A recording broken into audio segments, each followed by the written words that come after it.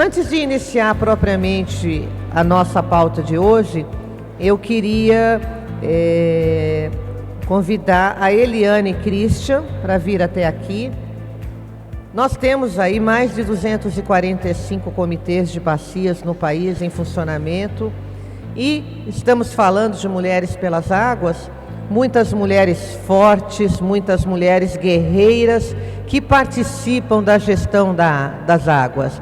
E a Elaine, ela vem aqui para fazer homenagem nesse momento para uma dessas guerreiras das nossas águas. Bom dia a todos e a todas. Eu sou Elaine Christian, estou como vice-presidente da Bacia Hidrográfica do Rio Piauí, de Sergipe, e hoje, no primeiro Fórum Brasil das Águas, reunidos aqui em Foz do Iguaçu, no Paraná, temos a honra de prestar uma homenagem à memória da nossa querida presidente do Comitê da Bacia Hidrográfica do Rio Piauí e também da colônia de pescadores Z3, Selma Lúcia, que nos deixou no dia 17 de julho de 2024. Sua partida é uma perda imensurável para todos nós, mas seu legado e sua paixão pela preservação das águas e pela valorização da pesca artesanal continuarão a nos inspirar. Ela foi uma verdadeira guerreira, lutando incansavelmente pela proteção dos nossos rios e pela sustentabilidade das comunidades pesqueiras.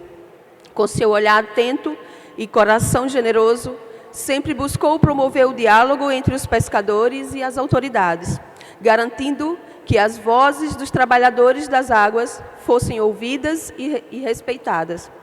Sua dedicação ao meio ambiente e ao bem-estar das comunidades ribeirinhas fez dela uma líder admirada e respeitada. Ela acreditava que a água é vida, um bem precioso que deve ser cuidado e protegido. Suas iniciativas em prol da conservação dos recursos hídricos não apenas impactaram positivamente a Bacia Hidrográfica do Rio Piauí, mas também serviram de exemplo para outros comitês em todo o Brasil. Neste momento de reflexão, lembramos da sua determinação, coragem e amor pelo que fazia. Que sua memória nos inspire a continuar sua luta, a proteger nossas águas e a valorizar aqueles que delas dependem.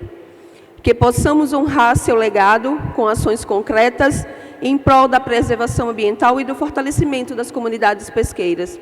Acreditamos que, onde quer que ela esteja agora, ela continua a brilhar como um farol de esperança e compromisso com um futuro mais sustentável. Nossos corações estão com a sua família, amigos e a todos aqueles que tiveram o privilégio de conhecê-la. Descanse em paz, querida presidente. Seu legado viverá em nossas ações e na força das águas que você tanto amou. Selma Lúcia, presente. Obrigada.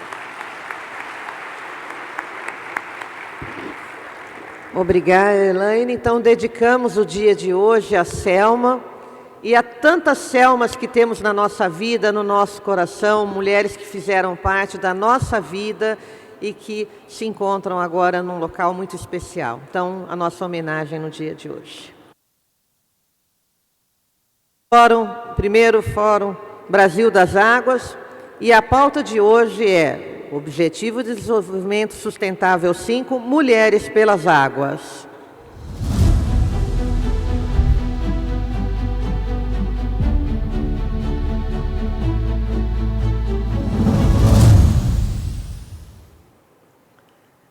A igualdade de gênero é um dos pilares da luta pelos direitos humanos e, por isso, promover uma sociedade igualitária é fundamental.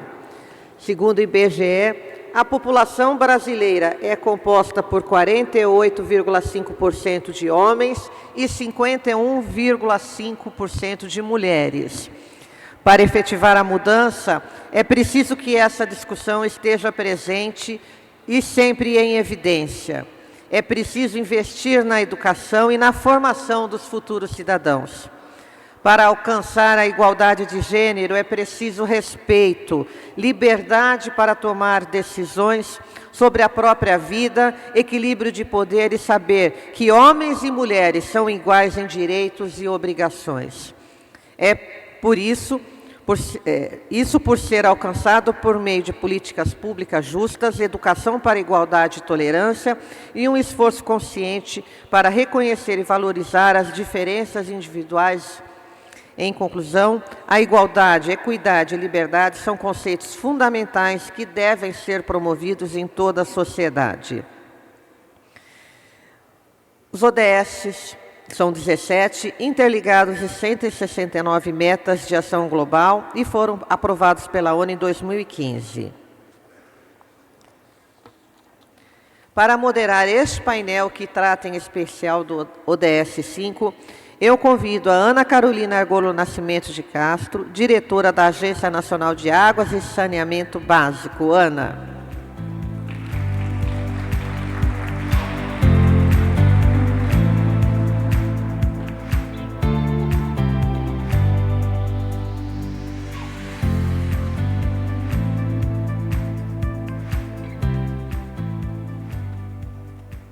Bom dia a todos.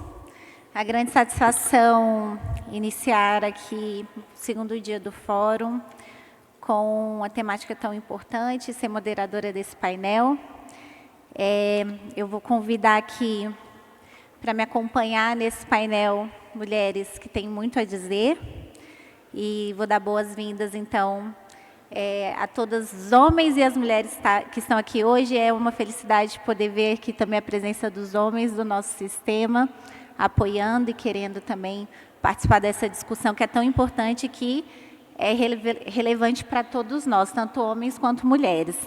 Quero chamar aqui a advogada Patrícia Barbosa Fazano, que é gestora da Estação Ecológica dos Caeteus, em Galha, em São Paulo, e da Estação Experimental do Paraguaçu Paulista, técnica da Fundação Florestal, da CEMIL de São Paulo.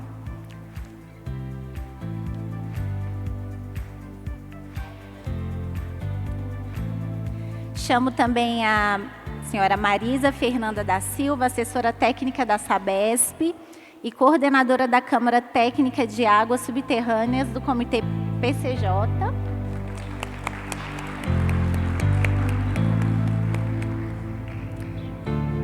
Chamo, bem-vinda Marisa, a Maria Isabela de Souza, representante do CREA de Minas Gerais e vice-presidente do Comitê de Bacias do Grande.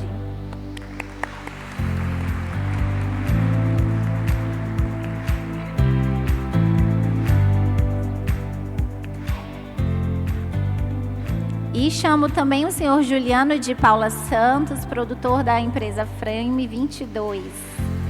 Acompanhar a mesa.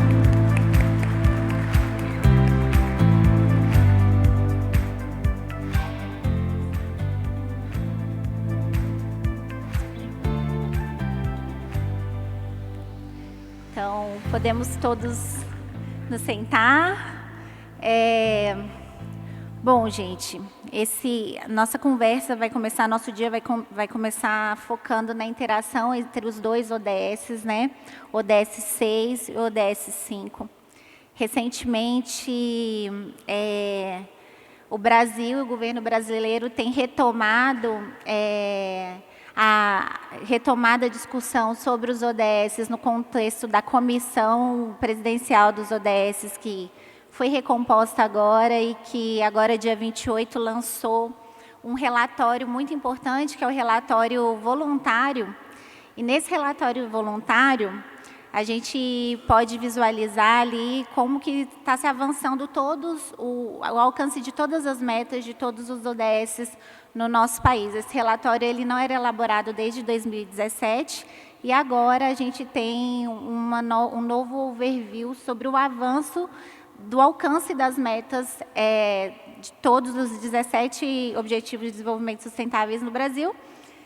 E a gente se defronta com, tanto quando a gente fala de ODS 6 quanto ODS 5, com os desafios postos pela Agenda 2030, que mostram aí que a gente precisa de colocar mais velocidade nas ações e agir de forma mais estratégica para que a gente possa realmente alcançar esses objetivos num tempo hábil, vamos dizer assim.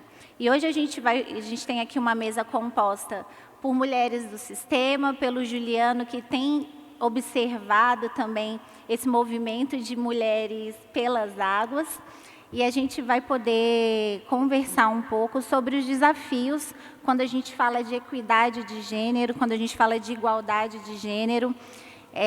O desafio propriamente dito posto hoje de se tratar desse tema de forma tranquila. Então, aqui a gente tem uma proposta propositiva com esse painel, a gente quer aqui acrescentar e que possamos todos ter aí boas reflexões. Primeiro, eu vou fazer uma contextualização. Na sequência, eu vou passar para os nossos convidados para falarem as suas considerações e vamos aí ter um momento produtivo. A Ana, eu vou falar um pouquinho de como que a gente vê e enfrenta essa questão da integração desses 2 ODS dentro da agência e como que a gente pode enxergar isso dentro do nosso sistema.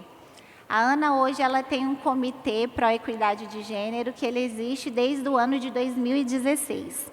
E desde 2016, nós estamos internamente empenhados em trazer as discussões à mesa e em promover um ambiente de trabalho onde a gente tenha uma atuação equilibrada entre homens e mulheres, em que possamos, com isso, trazer um olhar mais diverso.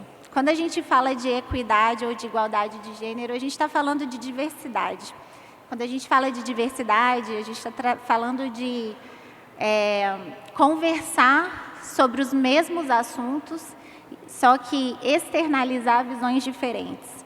E eu acho que hoje, nesse momento que a gente está no mundo, onde a gente tem, inclusive, um sistema, o sistema hoje aqui presente com tantos avanços, quando a gente pensa na gestão dos recursos hídricos nos últimos 20 anos, é muito clara essa necessidade que nós temos agora de ter um olhar diferente para poder avançar naquelas coisas que temos tido dificuldade de avançar.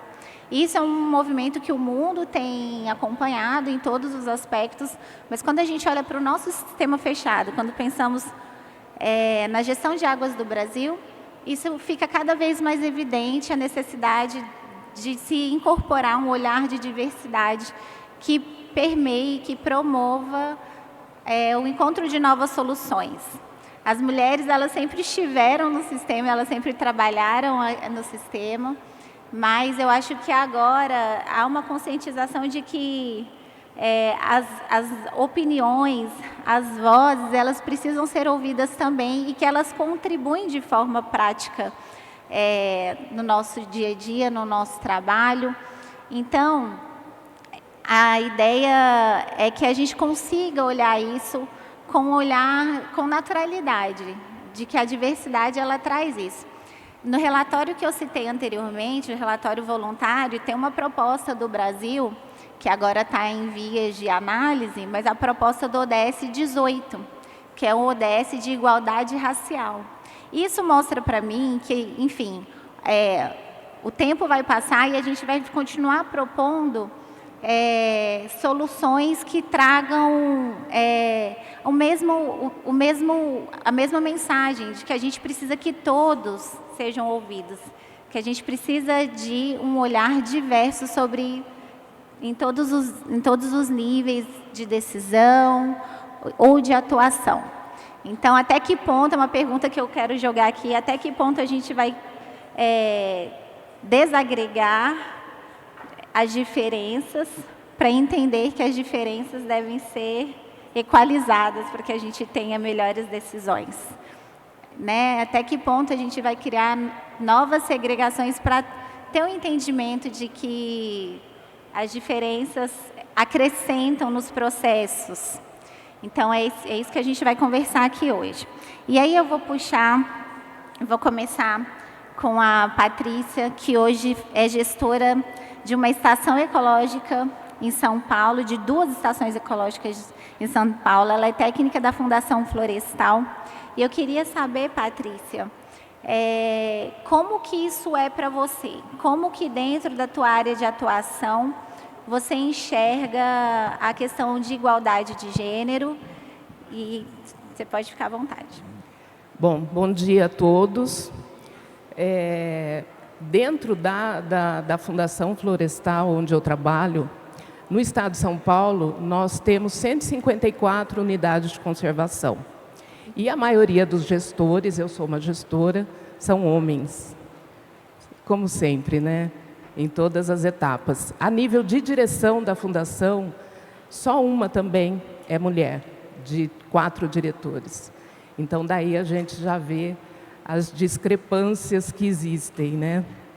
Bom, mas eu vou falar um pouquinho, e muito rapidamente também, gente, porque a gente vai dividir esse painel agora da manhã, sobre os avanços na questão de equidade. Mas antes de falar disso, eu queria contextualizar um pouquinho do que são os ODS, quando que eles surgiram, né? Às vezes a gente fala, mas a gente não consegue se lembrar de quando eles surgiram. E eles surgiram lá no ano 2000, com os ODMs. Quem aqui trabalhou com os ODMs? Os Objetivos de Desenvolvimento do Milênio. Eu trabalhei. Na época eu não estava no estado, eu estava no município, mas eu também trabalhei com os ODMs. Então não é uma coisa nova. A novidade... Deixa eu ver onde que eu mudo aqui. Acho que é aqui, né? Dá setinho aqui. Foi? A diferença é que os ODMs, eles eram 8 e tinham 21 metas e 60 indicadores. Aí, lá no ano de 2012, na Rio, mais 20, começou a se discutir os ODS, os Objetivos de Desenvolvimento Sustentável. A discussão começou lá, mas a assinatura, de fato, do compromisso dos ODS foi em 2015 e foi assinado por 195 países, que se tornaram 17 objetivos, com 169 metas e 231 indicadores. No órgão que eu trabalho, que é a Fundação Florestal, que está ligado à Secretaria de Estado de Meio Ambiente, Infraestrutura e Logística, CEMIL, nós montamos um GT dos ODS para localizar os objetivos no PPA da Secretaria, que foi um trabalho muito difícil de fazer na época da pandemia, que foi praticamente virtual, e agregar Sabesp, DAE, CETESB, todas as coordenadorias para que fornecessem os seus dados para a gente poder fazer a interação com o PPA da Secretaria, não foi uma tarefa muito fácil, mas a gente conseguiu. E hoje eles estão localizados dentro do nosso PPA, então a gente trabalha alinhado aos ODS também.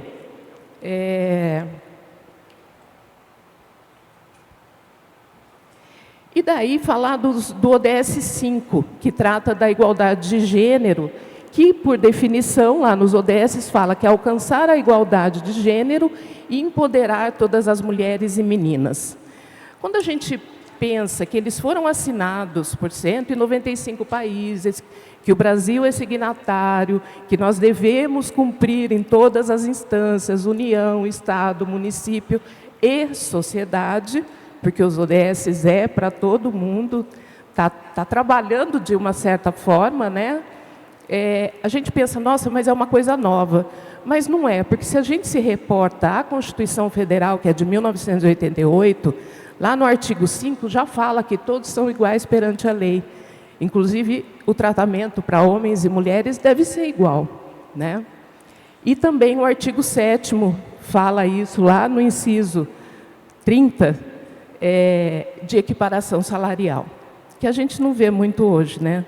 Que simplesmente não é cumprido. Eu costumo dizer que no Brasil, se as leis fossem cumpridas, a gente seria muito mais feliz, né? Porque lei para tudo a gente tem.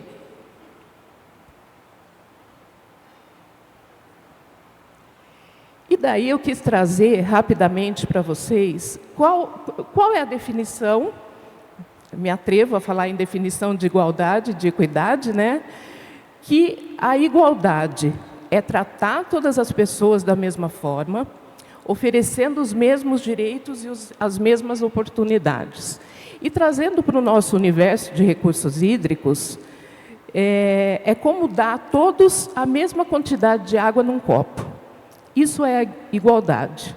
E a equidade? O que é a equidade?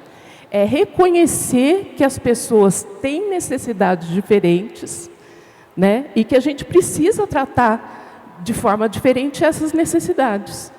E daí, trazendo isso para o nosso universo de recursos hídricos também, é como dar a cada pessoa a quantidade de água que ela precisa. É isso que a gente deve pensar quando a gente pensa em igualdade e equidade. Eu acho que fica fácil para todo mundo estar entendendo. A igualdade é o ponto de partida e a equidade é aonde a gente quer chegar, é o objetivo final. A equidade é fundamental para a gestão sustentável dos recursos hídricos, isso a gente não pode negar. Olhando daqui para vocês, eu posso ver que a grande maioria do público hoje é de mulheres, das que estão sentadinhas aí na nossa frente, diferente de ontem. Ontem a grande maioria era homem, na hora que a gente olhava, não é verdade?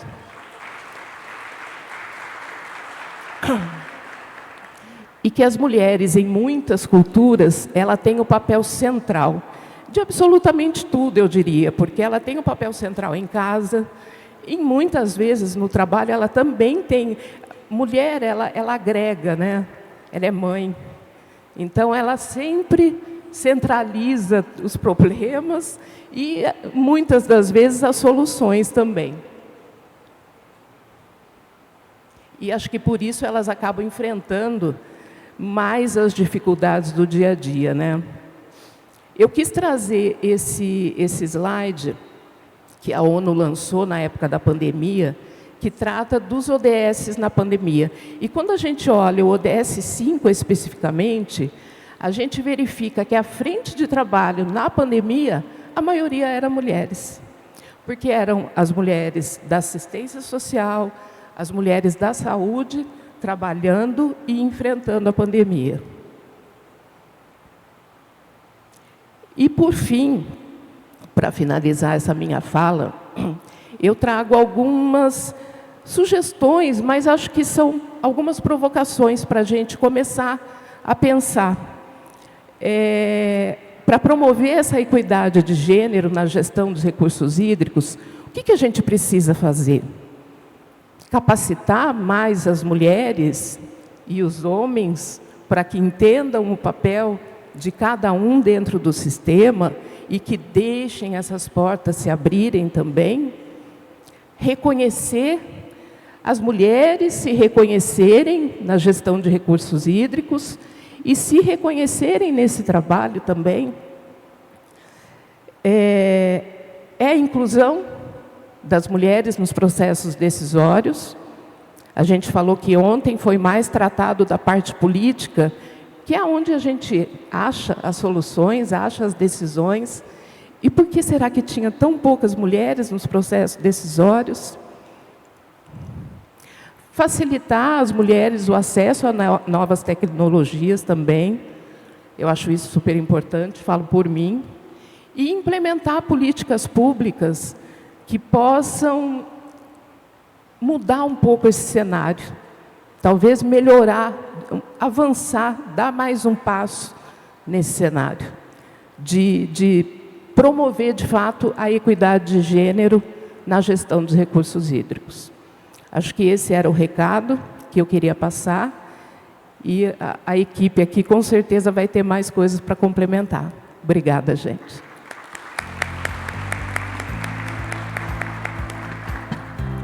Obrigada, Patrícia. Acho que as suas provocações foram muito boas e deu um bom tom para o início da nossa conversa. E eu vou perguntar agora, então, para a Marisa, que hoje está lá assessorando na Sabesp, qual que é a visão dela sobre a equidade de gênero e quais são os desafios também que ela enxerga. Bom dia a todos, bom dia a todas. Eu trouxe também uma pequena apresentação para falar um pouquinho da minha visão aqui, de algumas reflexões, né, que eu tive em relação a isso, trabalhando, né, na gestão de recursos hídricos há alguns anos. Só que essa questão da equidade de gênero, para mim, ela sempre foi muito importante em outras áreas, mas ficou mais presente na minha vida, na minha cabeça, isso não saiu da minha cabeça, depois que eu fiz o curso da Ana, de Água e Gênero, né, que eu recomendo a todos que façam. É muito legal, é um curso muito tranquilo, está na plataforma da Escola Virtual do Governo. E aí eu fiquei pensando sobre isso, né? O curso ele traz um pouco do que a Patrícia falou, né? Da questão da questão das mulheres serem as mais afetadas, né, em relação ao acesso à água, né? E por que elas não estão nesse processo decisório, por que elas não estão junto na tomada de decisões, né, na discussão sobre recursos hídricos. Para a gente que está no Sudeste, nas grandes cidades, nas regiões, né, que tem um acesso mais facilitado à água, a gente não consegue enxergar isso muito bem. Mas aí eu fui conversar com uma colega da SERB, né, que é a Companhia de Saneamento Rural da Bahia, e ela trabalha justamente nas áreas em que existe uma dificuldade muito grande de acesso. E ela me contou, né, que realmente isso acontece, que existe uma grande dificuldade, né, que as mulheres elas realmente são muito afetadas, né, por conta dessa falta, essa dificuldade de acesso. E a mulher das áreas mais rurais, com dificuldade de acesso à água, geralmente são as mulheres que ficam em casa. Então, as mulheres e meninas, são responsáveis por buscar essa água. É uma coisa que a gente sabe, mas que para algumas pessoas, né, como eu aqui, acho que a maioria de nós, fica um pouco difícil porque não faz tanto parte da nossa realidade, né, exceto quem trabalha já nas áreas rurais, né, nas áreas do semiárido, já tem essa vivência um pouco maior. Então, a gente vê que a gente realmente tem uma dificuldade muito grande no Brasil, né, e as mulheres têm essa questão. Por isso que é tão importante mulheres na gestão de recursos hídricos. Mas não só a gente trazer essa pauta, né, que as mulheres são importantes na gestão de recursos hídricos, porque além de nós mulheres termos necessidades diferentes, como a Patrícia comentou, né, da questão da equidade, você observar as necessidades específicas daquele grupo.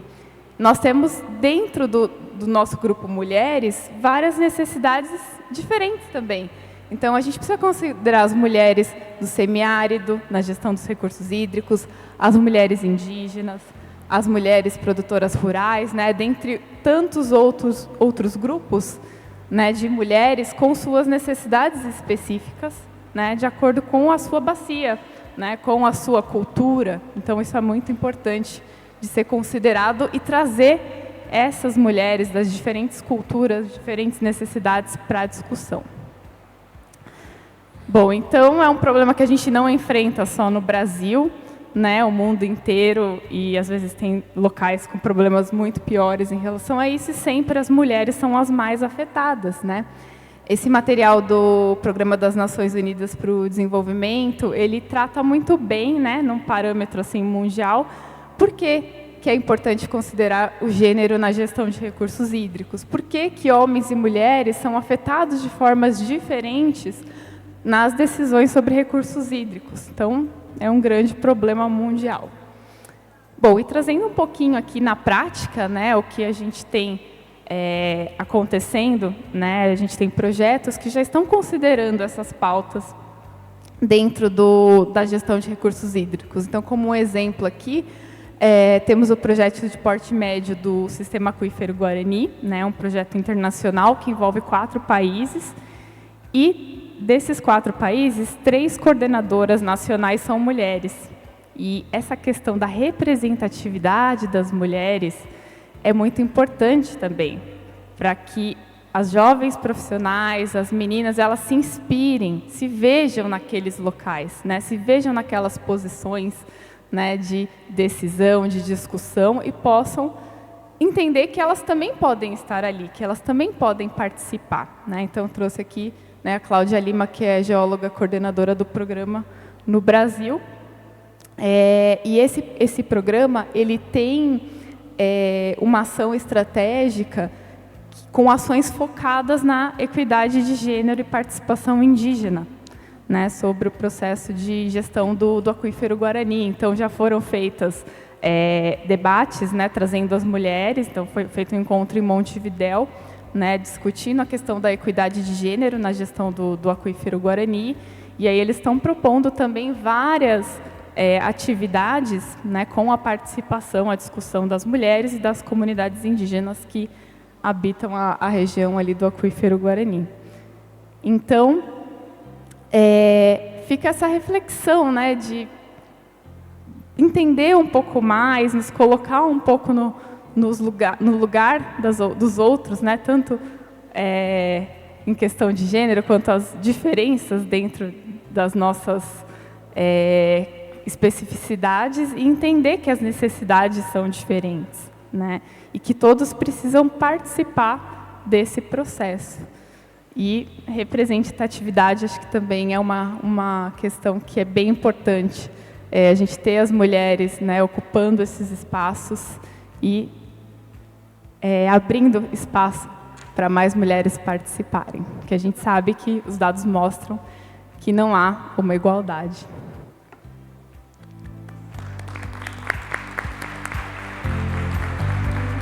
Obrigada, Marisa.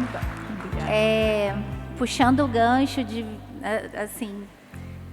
colocado, quanto que o conhecimento, ele muda a nossa visão de mundo, né? Então, achei bem interessante que você se deu conta de tantas coisas depois de ter feito um curso que te abriu os olhos para uma nova realidade, para uma situação que enfim, mostra o quê? Você puxou o assunto de dados. Isso mostra para a gente que quando a gente fala também da atuação da mulher dentro do nosso sistema, a gente precisa de dados. Ano passado, no ano de 2022, a Ana participou de um projeto pré-piloto da ONU que buscava pegar os dados do ODS 6 e desagregar esses dados por gênero. Esse foi um esforço da própria ONU de ter dados desagregados para que ela possa ter mais conhecimento, não só sobre gênero, mas sobre também outras vertentes das informações de forma desagregada. A Ana, com esforço promovido ali, encabeçado pelo CEPEG, pegou esses dados e buscou o alcance desses dados em nível federal, estadual, né, municipal, mas regional. E o que a gente viu depois, o resultado desse estudo, é que quando a gente desce para os comitês, a gente tem uma grande dificuldade de saber quantas são as mulheres, o que elas fazem e como que a gente alcança ali as nossas metas do ODS 6 de maneira desagregada. Então, isso foi um resultado desse estudo, e eu já vou chamar então a Maria Isabela, que é vice-presidente do comitê da Bacia Hidrográfica do Grande, para que ela possa também contribuir com essa discussão e talvez, Maria, falar um pouquinho sobre os dados. Como que isso acontece lá no seu comitê? Obrigada, Carol. Pessoal, bom dia. A sala está bem cheia, superando as expectativas que a gente estava até mais cedo, né?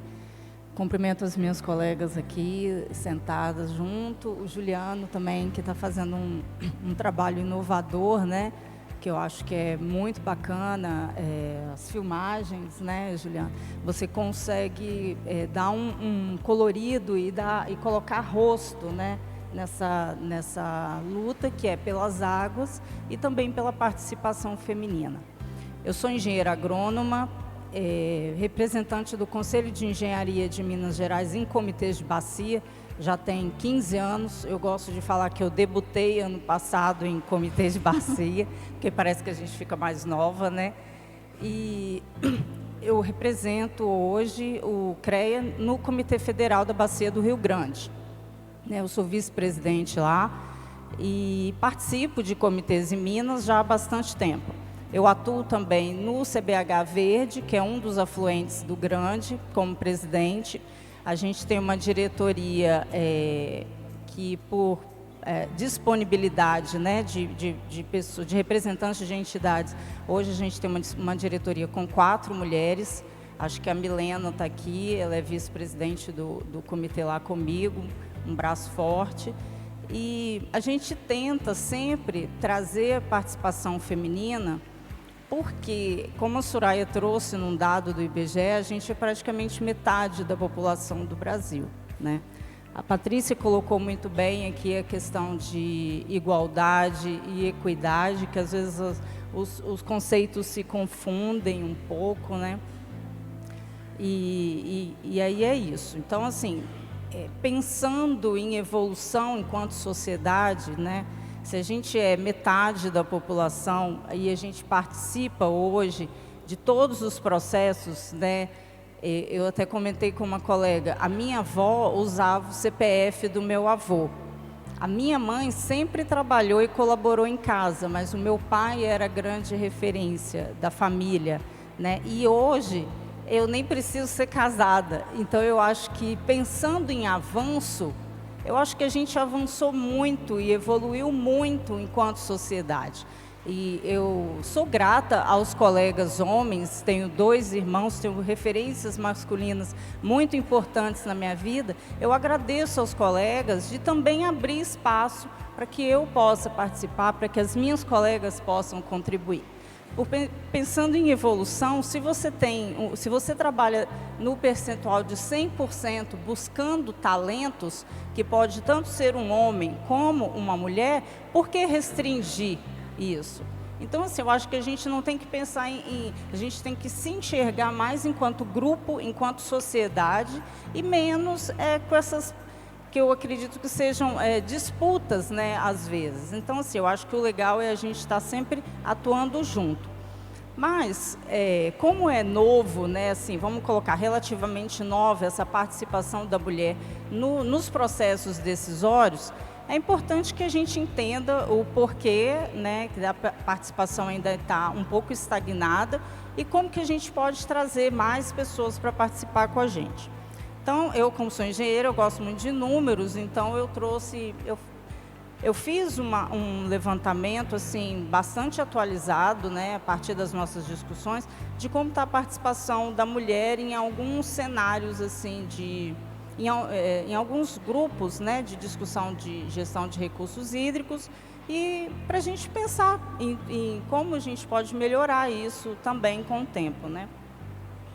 Por exemplo, eu participo em Minas, então eu consegui dados atuais, né, da gestão de como está no estado de Minas Gerais. Nós temos hoje 34 comitês em Minas, né, reunidos ali no Fórum Mineiro de Comitês, as nossas discussões, e desses 34 comitês, no total, a gente tem 30% da participação feminina.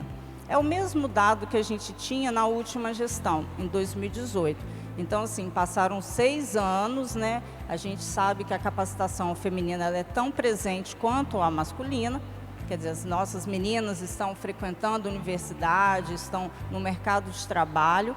Então, assim, é legal a gente talvez pensar em estratégias para trazer essa força, né, feminina também para dentro da gestão de recursos hídricos, tá?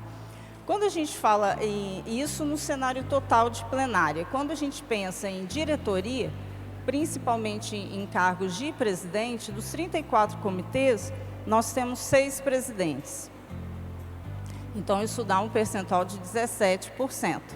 Pensando nos 50% que somos de população, eu acho que está um pouco abaixo e a gente pode tentar trabalhar isso como estratégia, tá? Lá no CBH Grande, né, onde eu estou vice-presidente, nós temos uma diretoria com 4 pessoas, onde são 2 mulheres e 2 homens. A gente tem uma diretoria colegiada com uma conversa franca e aberta, não existe 3-1 na nossa diretoria. Se uma pessoa não concorda, a gente tenta discutir o assunto até que seja um consenso. Então, eu considero que está bem democrático, né? Mas, pensando na nossa plenária, de 110 conselheiros, entre titulares e suplentes, nós só temos 31 mulheres, isso que dá 28%, estando um pouco abaixo, inclusive, do cenário mineiro, né? E olhando geral também, eu acho que a maioria dos comitês está assim. A gente fez um esforço, né, e conseguiu realizar o encontro regional de comitês de bacia da região Sudeste, que foi em Belo Horizonte no início do mês passado. Pelas inscrições e pela lista de presença, a gente teve a participação de 28% do público eram mulheres. Tá? Então, está tudo girando aí em torno e um pouco abaixo dos 30%. Tá? Eu estou pensando muito, eu foquei um pouco nesse número, porque acho que a partir de 2016, eu não lembro bem a data, a política de cota para processo eleitoral. Todo partido tem que ter um número mínimo de mulheres, um número mínimo de candidatas. E 30% é o que está lá, né, na legislação, e é o que a gente tem alcançado também dentro dos comitês de bacia. Tá? Então, assim, o cenário geral é praticamente o mesmo. No Fórum Nacional, nós temos, que é composto por 75 membros, 30% também a participação feminina. Então, não tem mudado muito. E os fóruns estaduais, né, de comitês de bacia do Brasil, que são 27 fóruns, né, todas as unidades da federação, nós temos 5 mulheres coordenando os fóruns. O cenário melhorou? Em algumas situações, sim. Tá? A gente, por exemplo, coordenação de fórum, a gente viu que melhorou. Em presidência de comitê de bacia no Brasil, em geral, a gente vê que tem vários presidentes, né? A gente teve a oportunidade, eu não conhecia, mas de ver um pouco da história da Selma, né, que foi trazida. Então, assim, a gente tem a dedicação, né, com o trabalho da mesma forma que os homens se dedicam, é profissional para nós, tá?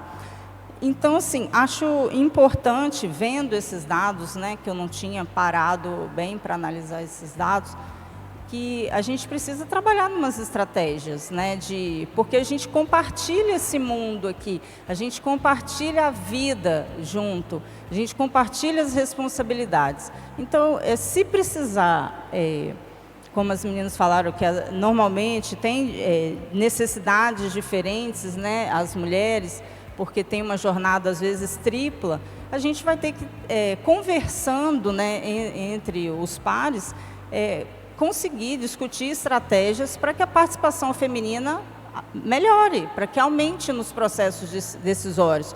Porque a sociedade pode estar perdendo muitos talentos em se fechar para a participação feminina. Talentos profissionais, talentos pessoais, uma discussão, quando ela é multidisciplinar, ela fica mais rica e a gente consegue alcançar melhores decisões.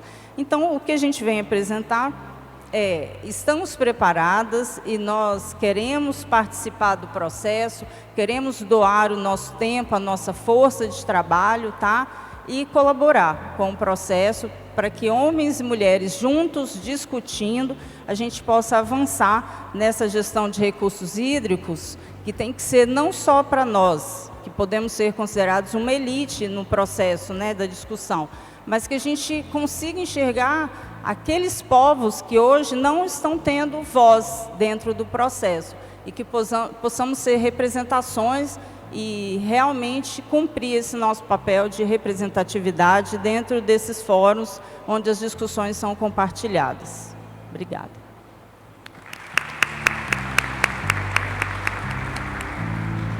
Obrigada, Maria Isabela. A gente tem aí um grande desafio de romper com esse 70-30, que é tão difícil, mas o desafio está posto. E eu vou chamar o nosso próximo palestrante, que é o Juliano de Paula Santos, da produtora Frame 22. A Frame 22 é uma empresa dedicada à produção e à curadoria de projetos de conteúdo. E ela está nesse momento em um projeto muito importante, que fortalece a participação das mulheres do Singré. E estamos aqui com o Juliano. Eu queria te perguntar, Juliano, entre as suas palavras, assim, o que inspirou esse projeto, o porquê, qual o objetivo do projeto de vocês e o que inspirou vocês a olharem para as mulheres e as águas no Brasil? Maravilha. Primeiro, agradecer a participação aqui, a possibilidade, o convite que a Soraya fez da gente participar do evento como todo e dessa mesa aqui com vocês todas, essa potência de mulheres aqui. Como tudo, eu trabalho com arte.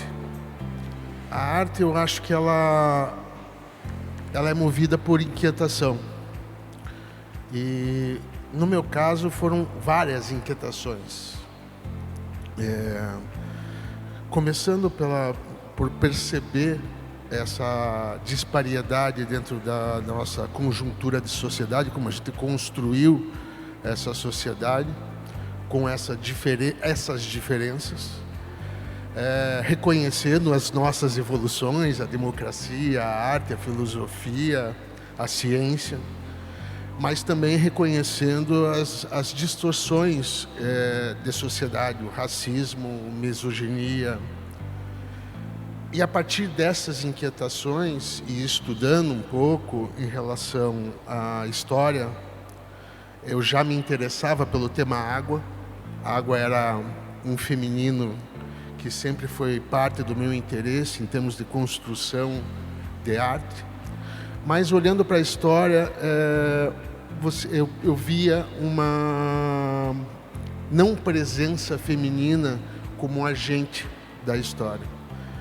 E começou a me suscitar perguntas. Por que isso acontece? Voltando à água, essa senhora de alguns bilhões de anos, que a gente devia fazer reverência cada vez que olha para ela, e que a gente tem pouco cuidado, era outra inquietação. Eu construí o primeiro esboço dessa série documental há mais ou menos uns 11 anos atrás. Submeti esse assunto a diversos concursos e editais e não tinha muito interesse das pessoas em falar sobre o assunto. Isso não é uma reclamação, isso é uma constatação que a gente vem amadurecendo como sociedade e agora esse assunto efetivamente está vindo à tona. Não da forma como deveria, não na potência que deveria, mas está vindo. E usar a arte a favor desse processo, eu acho que é muito nossa obrigação. Não só usar a arte, como também tentar empregar esses conceitos dentro da nossa arte. Aproveito para falar da minha equipe. Nossa equipe é uma equipe equânime. A Desirê é a produtora executiva desse projeto, é a que conduz o projeto todo. A Bruna Stoidel trabalha fazendo roteiro e na equipe de direção. Temos ainda a Andréia aqui na produção, o Hugo, o fotógrafo, o Arthur, que está trabalhando com o som aqui, e ainda temos a Mariana. Então a gente tem mais mulheres na nossa equipe do que homens. E, sobretudo, na parte de direção, de decisões, esse processo todo. Bom, falando um pouquinho de Rainhas das Águas, a Rainhas das Águas está percorrendo, a gente tem o desafio de falar sobre o protagonismo feminino, né, nas 4 maiores bacias hidrográficas do Brasil. Óbvio que a gente não vai percorrer todas elas, mas pontos específicos, né? A Amazônica, Paraná, que é da onde eu venho, inclusive, a São Francisco e Araguaia, Tocantins. E esse protagonismo feminino ele é contado por 3 eixos narrativos: a ciência, a história e a poesia. A história passando pela relação da humanidade em todo o processo evolutivo, desde quando Deus ainda era mulher, sociedades matrifocais, muito voltadas ao cuidado e à produção, e passando por todo o universo, nosso desenvolvimento, todo esse universo que nos trouxe até aqui, tentando aproveitar um pouco do que foi construído. A ciência é muito base desse processo todo. Então a gente vem construindo também uma linha narrativa de ciência, mostrando um ponto onde a gente está.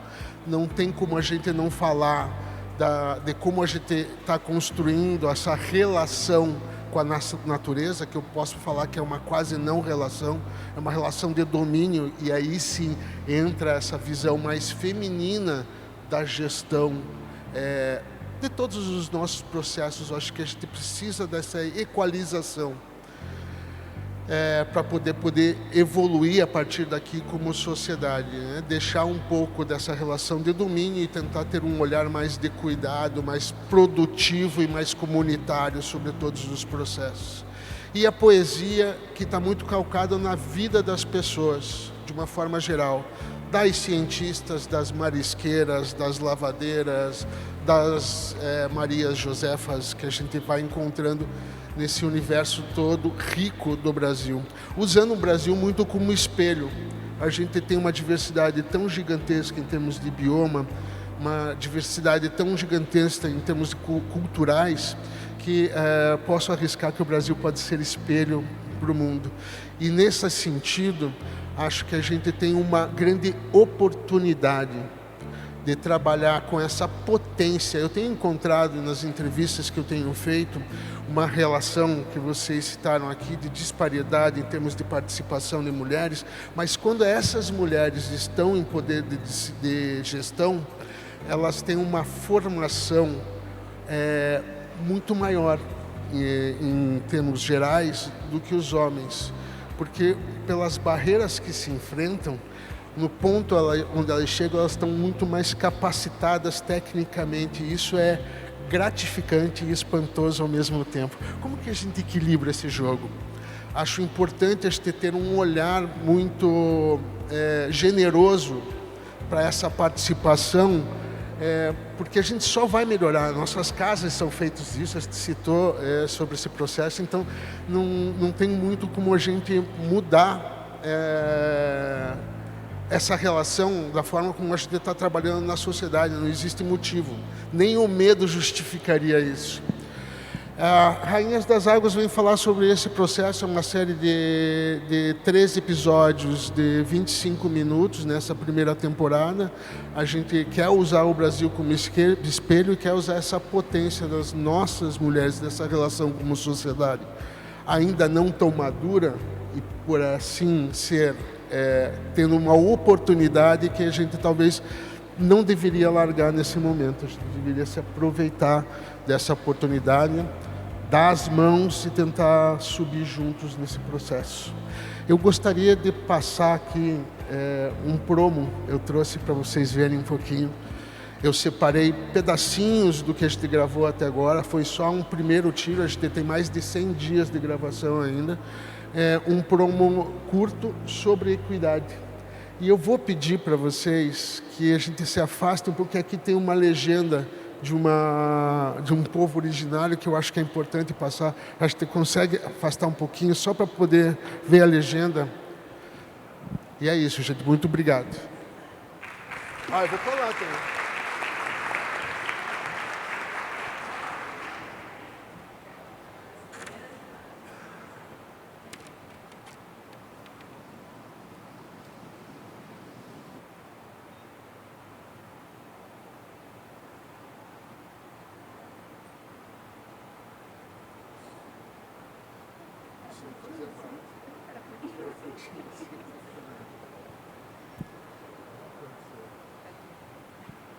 Não era isso, mas já aparece.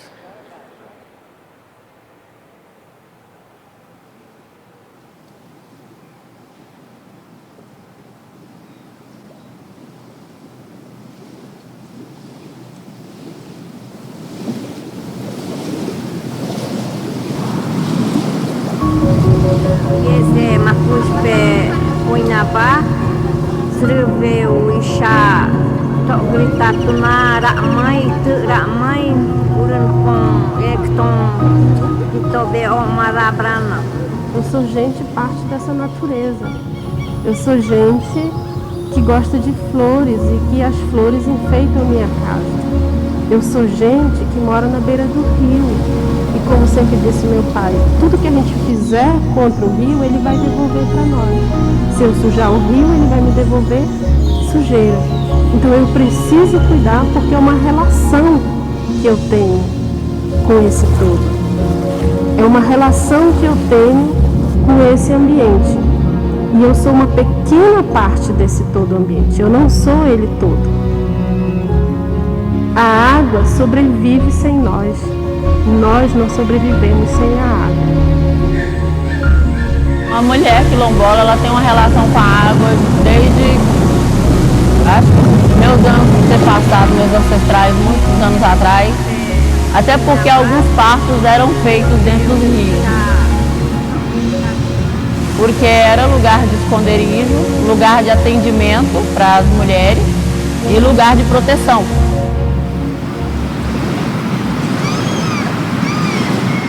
A sociedade brasileira atribuiu às mulheres esse papel de responsabilidade sobre o abastecimento alimentar e hídrico das suas casas, das suas famílias. Elas não foram perguntadas sobre isso, mas elas acabam assumindo essa tarefa. O que eu não quero necessariamente dizer que isso é justo, porque o novo, aquilo que quebra o paradigma, eu acho que está na essência da luta das mulheres, da resistência e da resiliência das mulheres. Quem busca água onde não tem água encanada são as mulheres e as meninas. Quem controla o uso dessa água dentro de casa são as mães normalmente. Só que ao mesmo tempo que elas têm todo esse conhecimento, é massivo a exclusão dessas mulheres da tomada de decisão.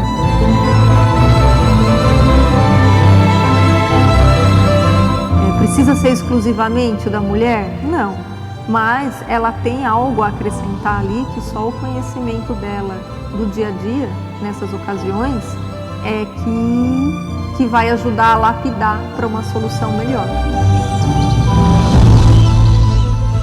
Você já tem uma responsabilidade. E se nós pensarmos nessa perspectiva, todos nós, homens, mulheres, seja qual for o gênero que eu queira me dar, todos nós temos essa responsabilidade. Pensarmos, voltarmos a ser gente, como minha avó, Honorina, né? Que ao ser perguntada, ela só era gente, ela não era nada, ela não era de time, ela não era, né, indígena ou o que, ela era gente.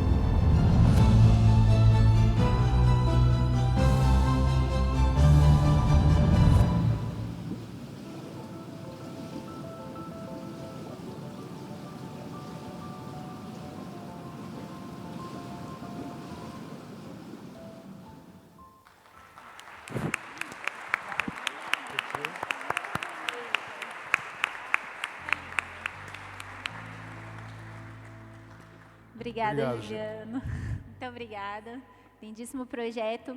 Nosso tempo está apertado, então eu vou perguntar para os nossos convidados se eles querem fazer 1 minuto de alguma consideração final. Não? Então, agradeço a todos que nos acompanharam até aqui. Acho que as lições aprendidas daqui, o que a gente trouxe aqui, primeiro é a disposição dessas mulheres do SINGRE, a disposição em trabalhar e contribuir com o nosso conhecimento técnico, com o nosso amor, com a nossa vontade de ser escutadas e de ajudar e de contribuir para melhorar a nossa gestão aqui dentro do nosso SINGRE. Falando em disposição, eu gostaria de reforçar aqui que a Rebob tem uma iniciativa excelente que se chama Plataforma de Talentos Mulheres pelas Águas. Eu quero fazer aqui um chamado, tanto para os homens quanto para as mulheres que não estão inscritas nessa plataforma, se inscrevam, coloquem os seus currículos ali, mostrem o seu trabalho. Para os homens que estão aqui, entrem na plataforma. Quando surgir alguma oportunidade de representação institucional ou de participação, procurem na plataforma ali entre as mulheres que têm ali com seus diferentes perfis, diferentes formações, mas busquem ali na plataforma também mulheres que estão dispostas a contribuir. Acho que essa é a nossa grande mensagem aqui para todos. Espero que o restante do dia seja rico e, enfim, útil para todos nós. Muito obrigada, pessoal.